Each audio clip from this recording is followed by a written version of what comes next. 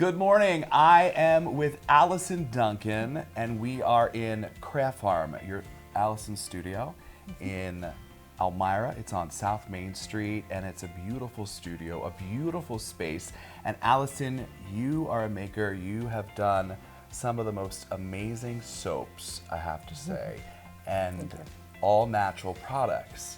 And I thought it would be so much fun to just kind of explore this this morning, because there is an art to making soap, isn't there? Absolutely. How in the world did you get involved in making soap?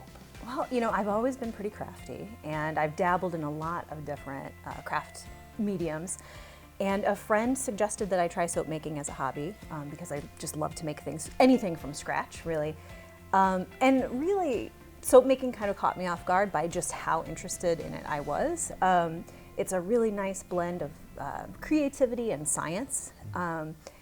And then, you get to produce something that is this lovely little bit of luxury that you can use every day. So it's just a very satisfying, it was a satisfying hobby that I then started sharing with other people and became a satisfying business. And I have a feeling that some of those people kept on coming back, asking for more soap, obviously. So tell us how this business evolved and how your art evolved into Craft Farm. Sure.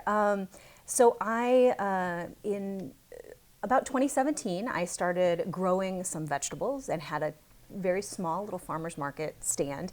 And I started putting some of my soaps on that farmer's market stand. And like you said, people just kept coming back for the soap. And I realized I could keep making soap in the winter when I can't grow vegetables. And so it just kind of evolved from soap, and then I started to add lotion and other skincare products over the years. And that farmer's market was in Corning, right? That was actually the Painted Post Farmer's Market on Saturdays. Nice. Because I was doing that and also working at the Corning Museum of Glass at the time. Oh, cool. So I kind of did a little bit of both for a while. So you were working at the CMOG, and then I guess this whole business kind of took off. So are you still there, or?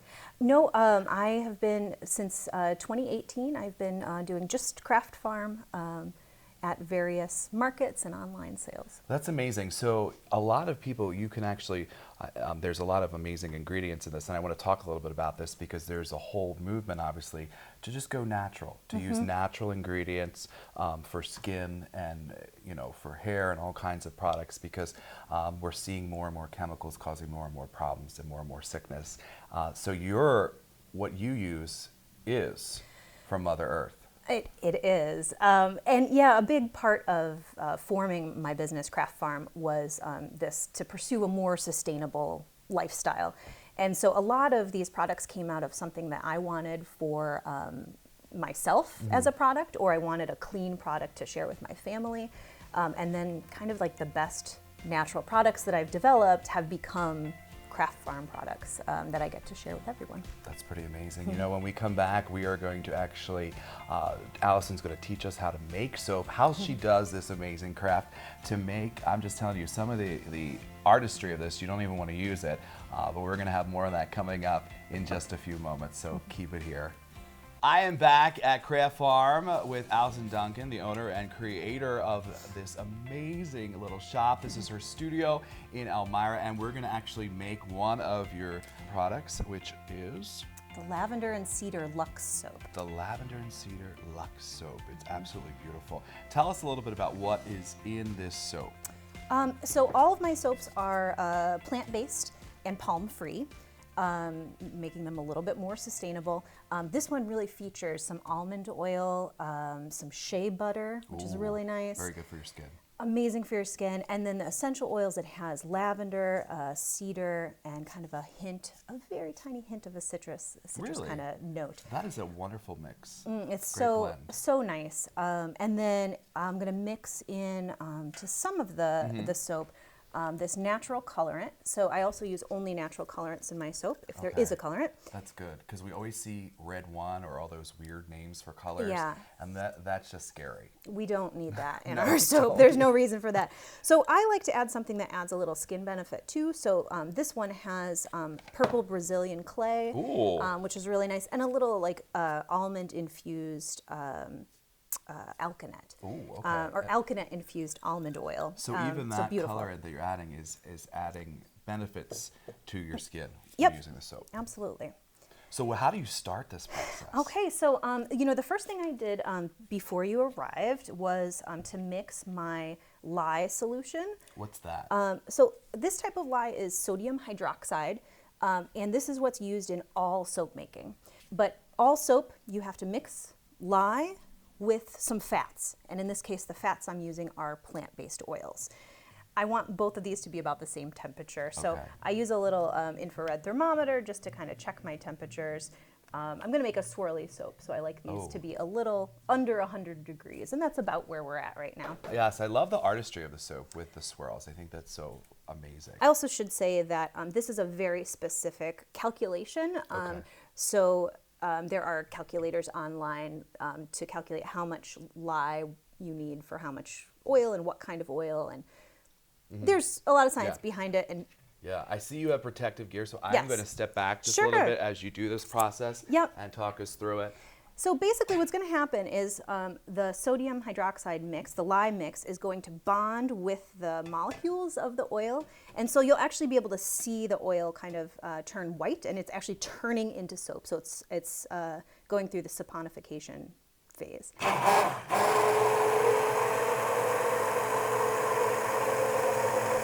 This is going to be a 10-pound batch. So Okay. this will make about 30 bars of soap. Okay. You can see it starts getting a little whiter, and that's where Okay. it's really binding. At the beginning of trace, I'm going to add in my essential oils. Okay, and then these you mentioned they're lavender. Lavender, cedar, and bergamot. Okay. And this, I think of this scent combination as very friendly for everyone. Yeah. It's just a nice kind of subtle blend. Okay, we're going to take a quick break, and when we come back, Allison and I are going to continue this process of making soap, and you're going to see because we're going to put in this amazing soap. What do we call this? Not a dish. Mold. Mold. Soap mold. And then we're going to see the beautiful colors, so keep it right here. Welcome back, everyone. We are now just finishing the soap. I'm with Allison Duncan of Craft Farm, who is an amazing maker. She has developed a beautiful line of all-natural products, and there's so much art behind this, isn't there? It really is an art. You know, I always think of it as just this lovely blend of art and science. And so, yeah, you can, there's definitely a lot of room for creativity, for sure. This is obviously one of your big sellers, which is the lavender cedar soap, which is great. You have mentioned that you make these molds yourself. How long does this sit in here now, and where do you put it? Sure. So it will, the Lux soaps, or the cold processed soaps, will stay in the mold for about 2 days. And then I'll take them out and slice them into bars, where then they will cure for about a month on my baker's rack. Okay, and what is that? Why does it need to cure? That is when cold processed soap fully turns into soap. It fully saponifies. And so it just needs that time to get properly balanced. And you mentioned people that are not even local can also purchase these products and these little tiny works of art for, you can ship them, right? Absolutely. I ship a lot of orders. I think it's cool too because you also make your own packaging, don't you? I do. And the labeling, which is pretty unique.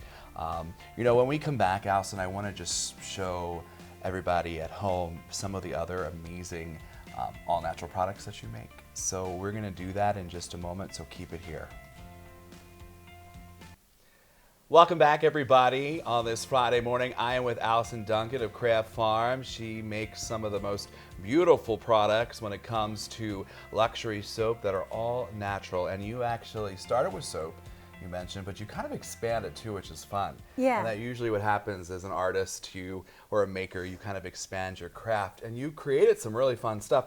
Tell me a little bit about some of these new products. These are obviously getting ready to be boxed and sold. Yep. So, I am getting ready for the Elmira Handmade Market this weekend. So all my Lux soap is just ready to go. This soap has been curing for about a month. And so people have been waiting for the Lux soap line to come back since the Christmas season. So it's here.